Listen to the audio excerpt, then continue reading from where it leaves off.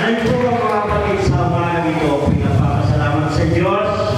Nung kumakupoy natin ito pa sa Daang Pilipinas, ang mga pastor na yan, namin po siyang kasama. Maghahayo araw at gabi, dumadanas ng gutom mga kapatid. Pero salamat sa Diyos, Panginoon. Alam niyo po, pag kami po ay nagkinagabihan po mga kapatid, palagi kami po kayo ng Brother Noel, si Sister, ang kanyang buwasang Sister Flor, minsan po nung nakakatulog mga kapatid. Pero salamat po sa Diyos.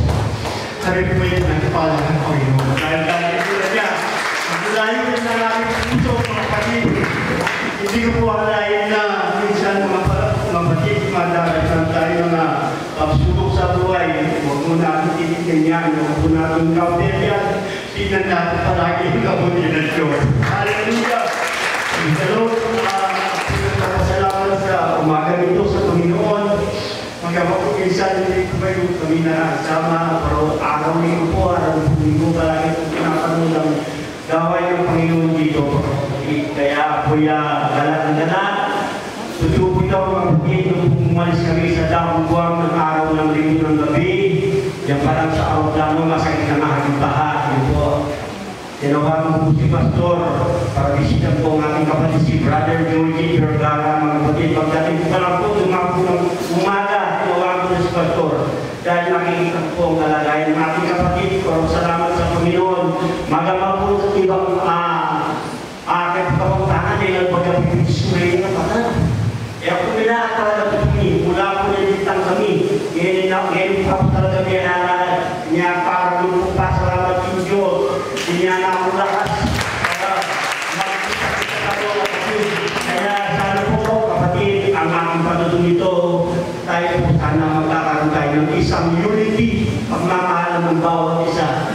Huwag po natin na indahin na tayo ay wasakin ng Diablo. Kapatid, alam niyo po kapatid yung po sa amin sa Daang Buwang, magawa po konti lang kami. Araw po ng linggo, pero ay unit po natin ito po, ipinagkakaroon ng Diyos.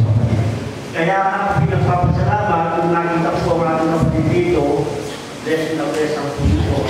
Kaya sana po kapatid na palagi po hinihingi tayo po magdalyang, magdalanginan, magtulungan, huwag po tayong malipismaya ng bawat isa. Hindi po sa inyo lahat, inahangad po natin lahat, makakapunta sa kanya ng Diyos, hindi ba?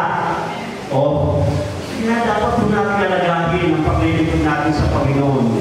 Baka na po hindi rin tinatanong sa akin na ako po, everyone is na akong Kristiyano mga kapatid. Ngayon po ang aking anak, sa 23 years old na, kaya pinagpapasalamat sa Panginoon, magkama po medyo mahirap po una doon. Kami po ay nag-adjust mga kapatid. Subalit, salamat sa Diyos. Nandiyan ang palaging gabay niya at pagbibigay ng lakas. Ang tutulong po lang kapatid, ito na ako kunagawa. Dahil po karabaw ito, hindi po basta-basta karabaw. Dahil po ang bayaran nyo po mga kapatid, air hour. Yung po araw na, minsan hindi mo na kayang buwan. Tutuloy po. Dahil matanda na kapunta po. Pero salamat sa Diyos, binigyan ng palagi ng kalakasan hanggang napakagusto ang nangyunak mga kapatid. Sa Panginoon, magamang po na ito po ang patutunan ako, talagang kung wala kang talagang wisdom natin sa Panginoon, wala ka po.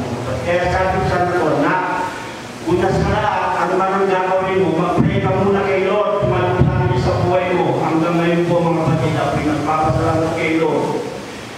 Sa pag-graduate po isang Bachelor of Nursing po, isang lumang kumulaw din kapatid. Kaya ano pa po mga pagkakaroon po mga kapatid, hindi po inanagyan ang inangan po mga kapatid. Hindi ako magpapago sa pag-ilipod sa Panginoon hanggang pagbabalik ang Panginoon. Salamat po maraming sa mga kapatid.